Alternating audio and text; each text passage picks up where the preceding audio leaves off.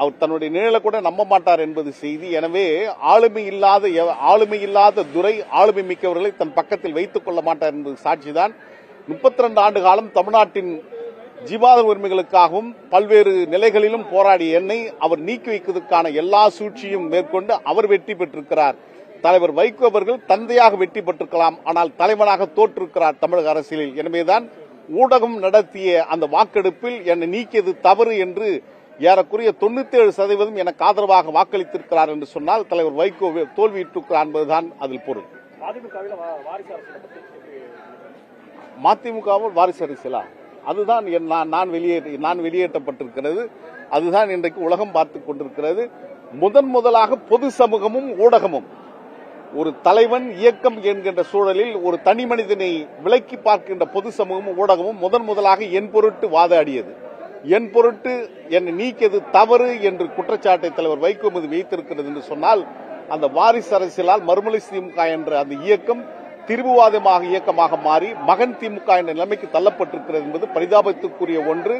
தமிழ்நாட்டின் ஜீவாதார உரிமைகளுக்காகவும் நம்முடைய தொப்புள்கொடி உறவுகளுக்காகவும் ஈழத்தமிழர்களுக்காகவும் மதிமுக போராடியது. ஆனால் கடந்த 4 ஆண்டுகளாக பின்னடைவு ஏற்பட்டிருக்கிறது. எனவே அதை நாங்கள் முன்னெடுத்து செல்கின்ற விதத்தில் தான் இந்த களத்தில் நாங்கள் வந்திருக்கிறோம்.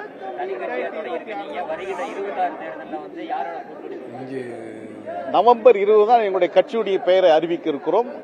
தலைநகர் சென்னையில் அன்றுதான் 1916ஆம் ஆண்டு தென்னிந்திய நலவுரிமை சங்கம் பிராமணர் இல்லாதோர் இயக்கத்தை சர்பிட்டி தியாகராயர், TM நாயர், நடேசனார் போன்ற தலைவர்கள் உருவாக்கினார்கள். அந்த இயக்கத்தை பிற்காலத்தில் தந்தை பெரியாரும் பேரறிஞர் அண்ணாவும் தலைமை தாங்கினார்கள். 44இல் அந்த கட்சிதான் திராவிட கழகமாக மாறியது. 49இல் திராவிட முன்னேற்ற கழகம் மாறியது. 72இல் அண்ணா திராவிட முன்னேற்ற கழகம் மாறுகிறது. 94இல் மறுமலை திராவிட முன்னேற்ற கழகம் மாறுகிறது.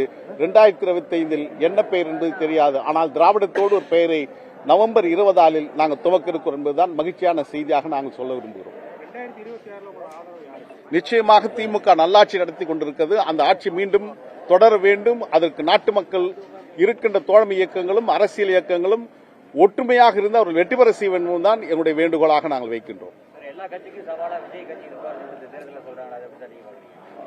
எல்லாரும் சொல்ல வேண்டியது, நான் கூட தான் சொல்லிக்கலாம், நான் சவாலா இருப்பேன் எல்லாருக்கும் அப்படின்ட்டு.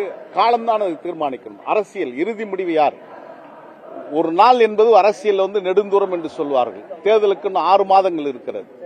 துரையினுடைய வருகை அரசியல் ரீதியாக பார்ப்போமானால் ஒரு காட்டாட்டு வெள்ளம் போல் இளைஞர் கூட்டம் அவர் பின்னால் இருக்கிறது. ஆனால் அதை அரசியல்படுத்த வேண்டும், அதை ஜனநாயகப்படுத்தாமல் இருக்கிறார் என்பதுதான் வருத்தத்திற்குரிய ஒன்று.